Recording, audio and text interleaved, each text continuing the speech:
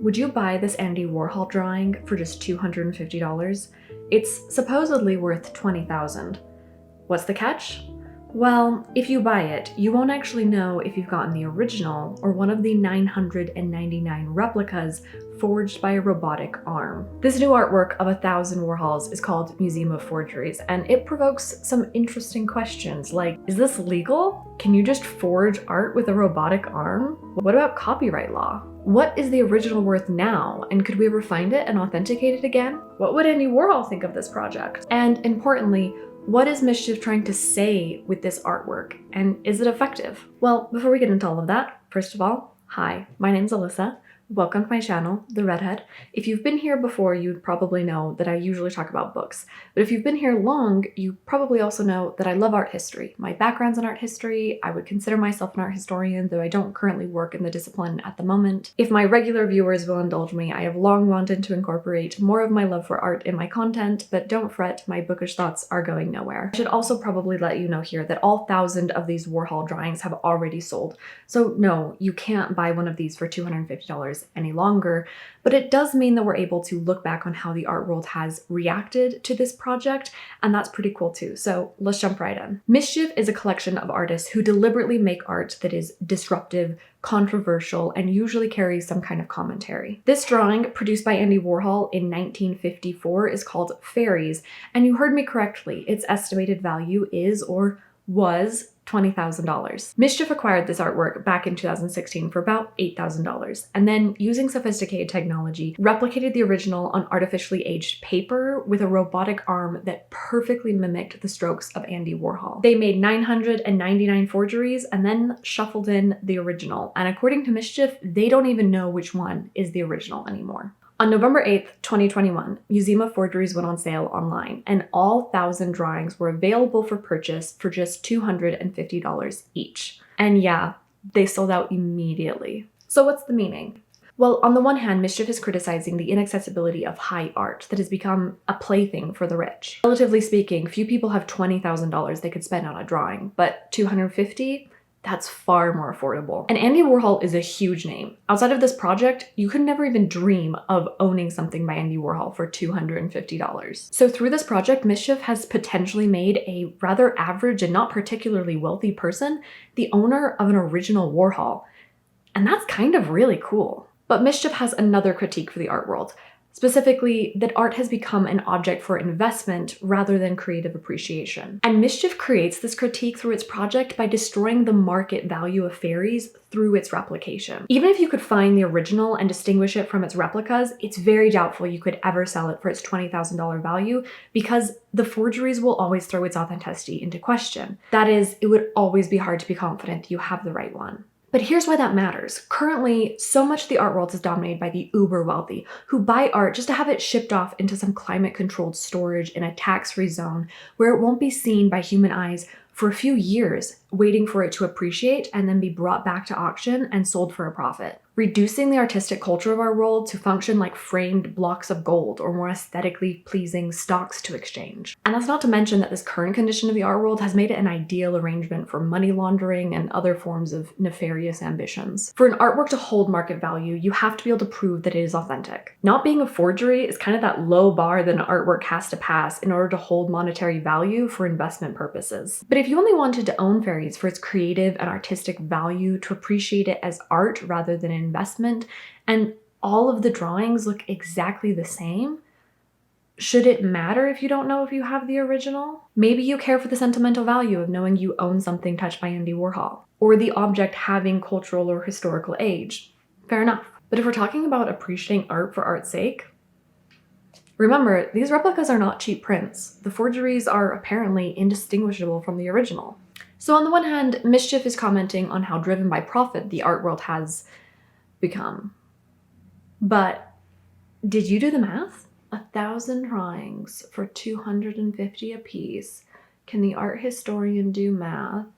Yeah, that's $250,000. And since they purchased the drawing for only $8,000, that's a really good profit, if you ask me. MSCHF has definitely received some criticism for making such a large profit off of an artwork intended to criticize the profit obsession of the art world. And remember, this is not an unexpected profit made at auction for a work that sold more than anticipated. No, the entire project, as planned, was always supposed to make that much money. And this is where I would rebuttal that you have to remember that what MSCHF has done is create a new artwork. They didn't just flip a Warhol for profit. They used the original drawing as a component of a new artwork, which required talent, resources, and intellectual conception. These are creative qualities and labor that deserve to be compensated. And as artists should not be expected to work for free, making a profit off of their artwork is, in my opinion, not unreasonable. And compared to some artists, they didn't even necessarily make a really big profit. So what MSCHF is criticizing the rich for using art as wealth-holding objects for investment is different than the project that MSCHF executed, which is itself something new. But that being said, I think it's reasonable to ask if MSCHF's message got lost in its execution, and if it would have been less compromised if they had sold the drawings for $50 or $100, where they still would have made a profit, but just a less substantial one. What do you think? Is the original lost forever? MSCHF diminished the value of the original drawing by destroying its provenance. What is provenance? Provenance is a constant paper trail of the ownership, transaction, movement, and exhibition, and more of an artwork from the present moment all the way back to its creation by the artist, or for an artifact from its moment of discovery. By mixing up the original with all of the replicas and not passing on any kind of official certification of authenticity, MSCHF did ruin the provenance of fairies. But could you still find the original and recover its provenance? This video topic actually started as a TikTok video I made that did pretty well and had a lot of discussion spurred on in the comments of people saying, it's fine, it's not a big deal. Just go get the drawings tested, and if you can test the materials to find the original, then maybe you have a $20,000 artwork that you bought for $250. Well, yes and no. And shameless plug, you should check out my TikTok down below. Scientifically testing the materials of an artwork, specifically for authentication purposes, is called art forensics. By the way, if you like chemistry and art, this sounds like the most amazing job. Art forensics uses chemical testing to find date and source of origin for all of the materials involved in an art object. These findings then have to be compared to similar scientific testing done on artworks from the same artist in the same medium and from relatively the same year, which are known to be authentic. So if you purchase one of these 1,000 drawings, could you run these tests? Yes, you could. Or rather, you'd have to hire someone to do it for you. And if these tests found the materials to be of the right date and chemical makeup to likely have been produced by Andy Warhol, does that mean that your work is authenticated? No. This is where the art world becomes so incredibly pretentious, and there is an explanation, but I'm just warning you that this is probably going to sound really unreasonable. If you're talking about a big name artist like Andy Warhol, you could have an entire body of evidence that you have an authentic artwork. You could have all that scientific testing. You could have binders of provenance. You could have photographs of the artist holding your artwork. You could have the DNA of the artist on that canvas. And you could not claim that you have an authenticated original unless you have an official certificate of authentication. This is usually only the case for really big name artists who are deceased. Usually there is a trust, a foundation, or institution that has a board of authentication. Sometimes this is an individual issuing the certificate of authentication, but usually there's an entire group or board of experts weighing in on the decision. And these boards of experts are the ones that issue those certificates of authentication. Depending on the country, sometimes they're the only ones who are legally allowed to issue these certificates, but in other cases, they're just the only ones recognized to have the authority. Meaning it's not necessarily legally required, but no reputable auction house or art dealer is going to sell an artwork from a big name artist without a certificate of authentication from the relevant and accepted board of experts. Well, for the case of Andy Warhol's work, it is the Warhol Foundation who can issue that certificate, and they no longer authenticate.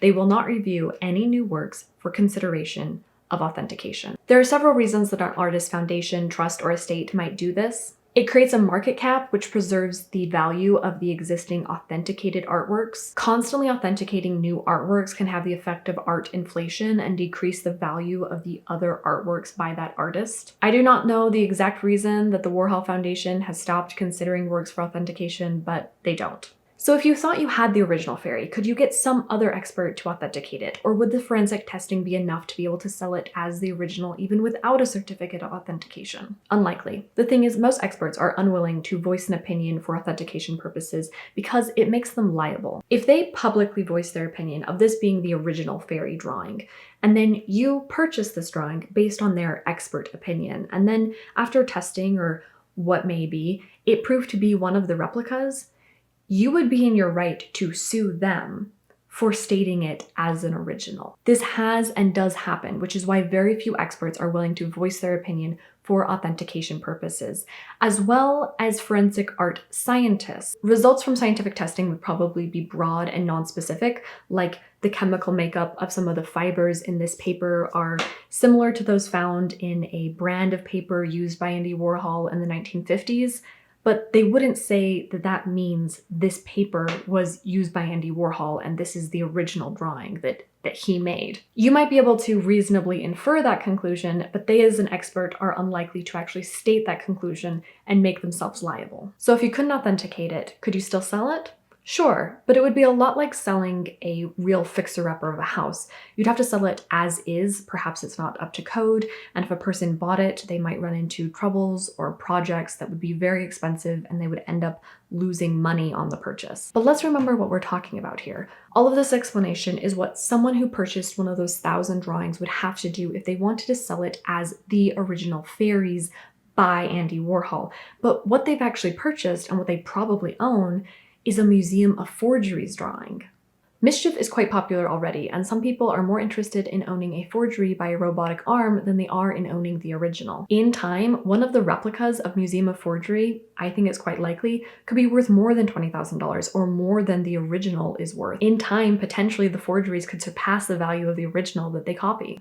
Is it legal? Hopefully we all know that forgery is illegal, but because MSCHF never tried to pass off one of their robotic arm replicas deceitfully as the original fairies, these are more technically replicas rather than they are forgeries. If you went to the Louvre and you painted the Mona Lisa and wow, you're so good, it looks exactly like the original, you didn't forge the Mona Lisa unless you deceitfully tried to pass it off as the original, which if you do this, you're gonna wanna hire someone to steal the original Mona Lisa.